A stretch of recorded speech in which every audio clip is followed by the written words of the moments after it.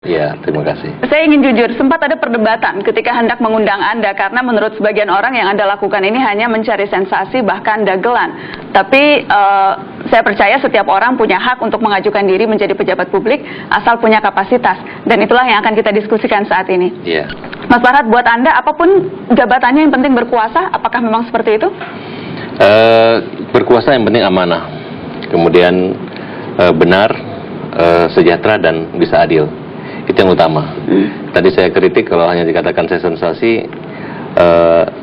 prestasi sebagai seorang pengacara yang menyelamatkan 4 terpidana mati, 3 Australia dan 1 Indonesia, menurut saya itu sudah puncak karir dan tidak hanya sekedar sensasi. Oke, jadi Anda merasa itu prestasi seorang pengacara ketika berhasil membebaskan gembong narkoba dari ancaman hukuman mati? Di mata saya bukan hanya keberhasilan seorang pengacara, tapi keberhasilan bangsa, terutama masalah penghargaan hak asasi manusia. Bangsa ya? Agak berat tuh kalau bawa-bawa bangsa. Oh, iya, karena Anda sudah membuka soal pengacara, saya ingin diskusi soal track record Anda menjadi pengacara. Belum lama ini Anda dilaporkan ke polisi nih, karena dianggap calo perkara. Sebenarnya begini, ini kan menyangkut puas tidak puasnya klien kita. Ya.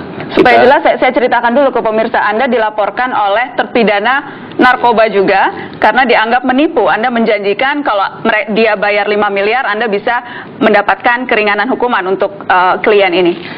Sebenarnya cerita tidak seperti itu, ya. Itu yang di laporan polisi, Mas Farhad. Ya, itu nggak ada masalah, karena laporan itu sudah dicabut sama mereka dan sudah diluruskan kembali, ya. Saya sebagai pengacara oleh Undang-Undang 18, Undang-Undang Advokat, ya kita berhak mendapat jasa pengacara, satu. Kemudian kita ada kontrak pengacara. Itu kan profesi yang memang diatur oleh undang-undang. Nah, kalau misalnya seorang pengacara datang bahwa bisa memperjuangkan, ya kita jawab itu bisa. Anda menjanjikan akan kita bisa tidak pernah menjanjikan hukuman. karena memang secara kode etik tidak boleh menjanjikan. Nah, kemudian masalah kalah menang itu ada yang puas dan tidak puas. Jadi memang uang 5 miliar ini untuk apa? Anda betul terima uang 5 miliar? Saya tidak terima uang 5 miliar, tapi ada jasa kontrak, ya, yang dimana saya menangani beberapa perkara. Nah, kemudian di sini hanya masalah miscommunication aja, mungkin rasa tidak puas. Karena kemudian Anda dinilai jadi calo nih, kok bisa-bisanya seorang pengacara menjadi calo? Oh, enggak seperti itu. Bayar saya 5 miliar, nanti hukumannya menjadi lebih ringan. Oh, tidak seperti itu, karena itu track record Anda jadi seperti itu nih yang terkenalnya nih. Oh, enggak, itu kan hanya image dan opini yang membentuk seperti itu, tapi menurut saya tidak. Saya ingin tanya, Anda jadi selain mengatakan berulang kali ingin menjadi calon presiden, Anda juga sempat ingin menjadi Bupati Kolaka. Iya. Itu masih jalan dengan niat itu? Iya, saya sampai sekarang tetap maju, ya, mendaftar sebagai calon Bupati Kolaka. Jadi Anda maunya jadi bupati, Anda sekarang juga masih terdaftar jadi caleg Partai Demokrat ya? Iya. Jadi bupati juga mau, caleg juga mau, sekarang ngomong-ngomong jadi capres, pokoknya yang penting punya kekuasaan. Ini kan menyangkut amanah rakyat, ini kan proses gitu, kita tidak bisa memilih, artinya ini merupakan jenjang tingkatan. Maksudnya tidak bisa memilih? Tidak bisa dikatakan kita rakus jabatan, toh saya sekarang berproses sebagai pengacara, ini kan tahapnya kan awalnya kan bulan Oktober ini untuk pemilihan Bupati Kolaka, April. Jadi kalau tidak jadi bupati minimal ada caleg lah. Oh, enggak. Jadi ini lebih sebagai jangkar saja begitu ya? Ya prosesnya tidak bersamaan. Kalau bersamaan pasti saya memilih. Dan yang Anda pilih akan? Ya pasti ketentuannya apabila saya terpilih menjadi bupati di Kolaka, ya berarti kan.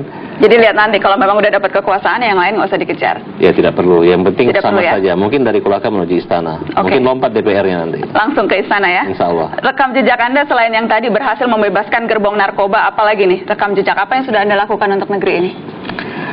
Di samping kalau untuk lawyer pengacara ya ada beberapa prestasi, tapi saya nggak akan sebutkan karena memang kode etik saya tidak boleh membanggakan itu, kecuali yang menyangkut yang narkoba karena sudah menjadi rahasia umum. Dan sudah bangga sekali tuh yang membebaskan narkoba. Ya bukan bangga, saya bersyukur karena itu kan bukan hanya bisikan pengacara tapi bisikan Tuhan.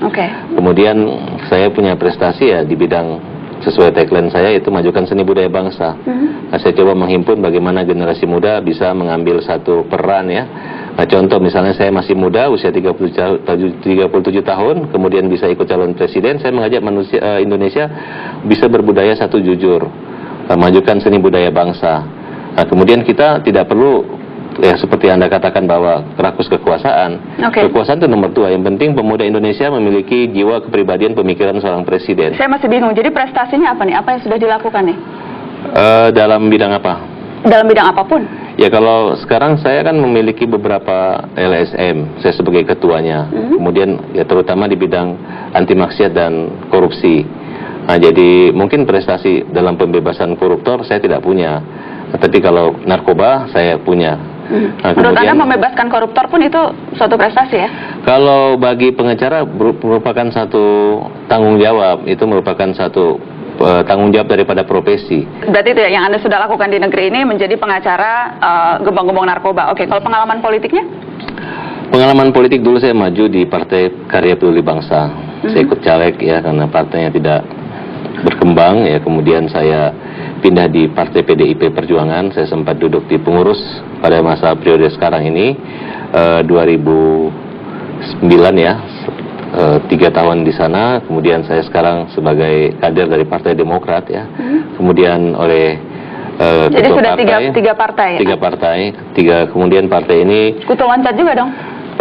Bukan menyangkut kutu loncat ya, karena saya belum pernah berhutang budi pada partai-partai dan belum pernah punya komitmen apa-apa ya. Mungkin karena ada beberapa. Apa kemudian yang membuat Anda pindah dari satu partai ke partai yang lain? Waktu pindah dari PKB saya minta izin kepada Pak Hartono. Saya mengatakan saya mau pindah karena kan sama intinya kan Bapak juga mendukung Megawati menjadi presiden. Oke, dan sekarang dari sama ketika di PDIP saya keluar, saya minta izin kepada Pak Taufik Kemas. Kemudian karena kami bukan hanya latar belakang sebagai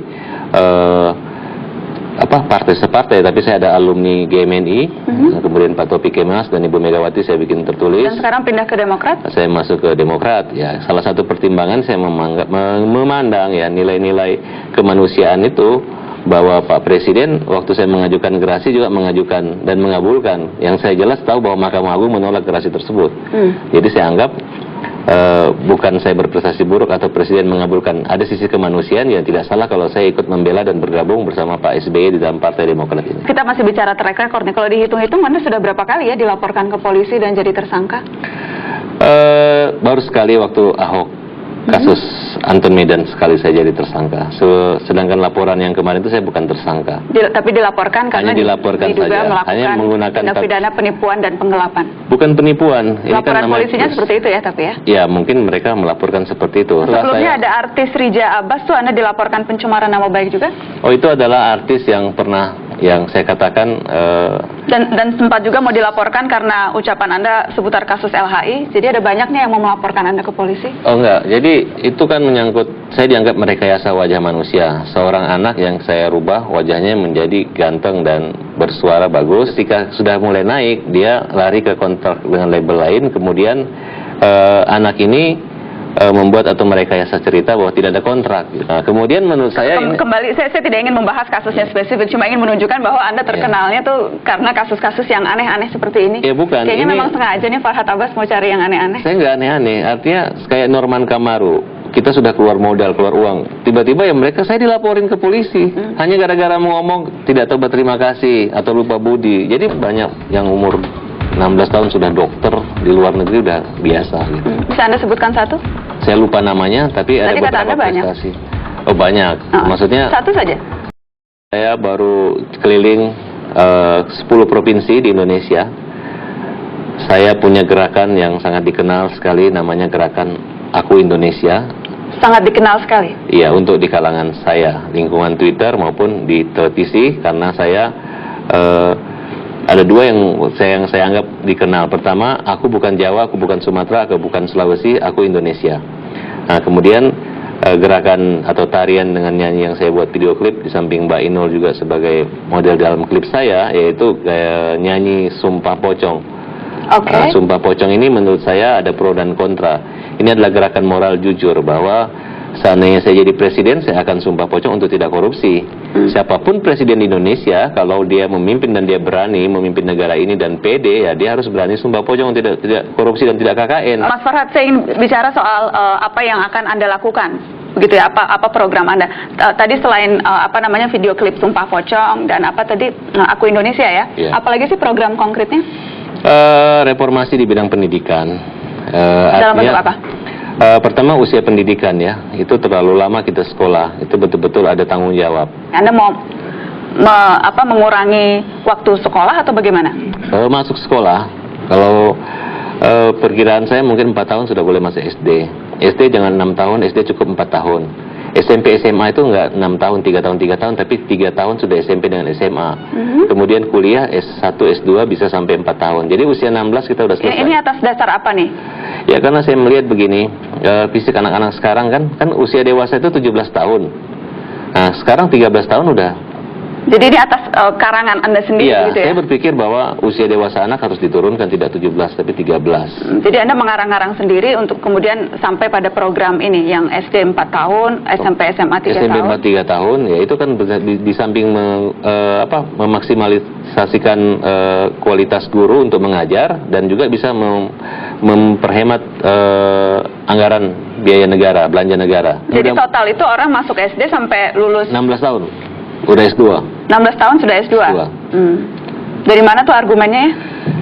Ya, kalau SD itu kan menurut saya 4 tahun. Ya, sekarang kan sudah banyak penyesuaian itu ya. Bahkan banyak yang umur 16 tahun sudah dokter, di luar negeri udah biasa gitu. Bisa Anda sebutkan satu? Saya lupa namanya, tapi ada beberapa prestasi. Oh banyak. Maksudnya satu saja?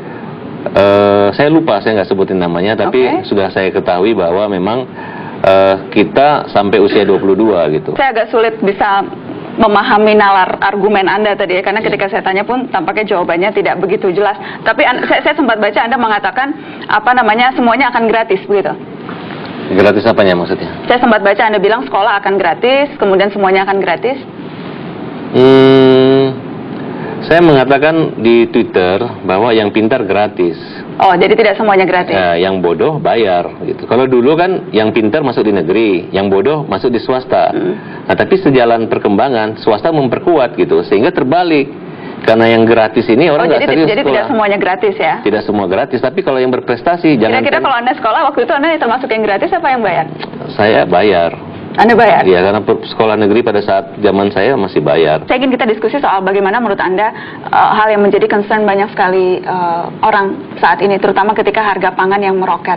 Apa menurut Anda seharusnya paradigma atau perencanaan seputar pengendalian harga bahan kebutuhan pokok? Kalau menyangkut harga pangan tinggi ya otomatis sekarang kan orang menyalahkan naiknya BBM. Jadi otomatis apapun mulai jual ikan segala macam BBM naik itu sangat berpengaruh buat masyarakat, khususnya buat kaum pinggiran lah, kaum pedesaan gitu. Kembali ke soal Anda ingin mencapreskan diri dan sebagainya, Anda tetap akan, karena sekarang kan capres independen sudah tidak bisa, yang Anda akan lakukan sekarang apakah Anda kader Partai Demokrat mau ikut konvensi misalnya? Ya gini, kalau kita dalam partai itu kan kalau ambisi ntar dikira pahlawan kesiangan atau ingin jadi matahari gitu. Jadi saya hanya memperbanyak aja. Dan saya sudah minta izin kepada pimpinan partai bahwa saya masuk di Partai Demokrat, tolong jangan dihalangi, dibatasi. Siapa aja kan boleh menjadi calon presiden. Dari partai lain pun bisa gitu. Kemudian campur tangan Tuhan, bahwa tidak hanya berdasarkan elektabilitas atau hanya survei. Kalau berani sumpah pocong untuk tidak korupsi, supaya kita tidak menduga lagi. Kemudian dia ditambahin supaya tidak menipu dan menggelapkan nggak ya yang itu? Oh, saya rasa itu kan hanya pendapat pribadi aja, kan itu kan ada pertanggungjawabannya. Nah, mungkin bisa ditambahin sekalian, tidak menipu dan menggelapkan dan tidak jadi calo perkara. Ya, saya rasa kalau pengacara dikatakan sebagai calo perkara, memang kita ngurus perkara kan. Ya kan buktinya kan pada akhirnya kan tidak sekalian seperti saja. Itu. Jadi lebih komprehensif begitu sumpahnya. Ya, itu kan budaya jujur. Kita mulai perbaiki dari hal yang kecil, mulai dari kehidupan diri pribadi, keluarga, rumah tangga maupun buat bangsa. Ngomong-ngomong keluarga, rumah tangga semuanya mendukung full nih. Alhamdulillah ya. Artinya begini, kalau ayah saya kan kebetulan beliau juga orang di bidang hukum ya. Ibu saya ya, istri saya bukan seorang yang ya saya melihat bukan tidak maksimal mendukung gitu. Dia santai-santai saja dan tetap mendukung saya sebagai kepala rumah tangga, sebagai anak, dan artinya tetap mengkontrol gitu. Kalau memang ada yang dikritik di Twitter, mereka lebih serius untuk mengkritik saya. Jangan sembarang ngomong, jangan sekedar mencari sensasi biasa. Oh, jadi bahkan keluarga pun tahu Anda mencari sensasi ya? Ya, karena orang mengatakan Farhad ribut lagi. Kan Indonesia ini kalau masuk TV katanya sensasi. Saya kan bukan bicara sensasi, saya bicara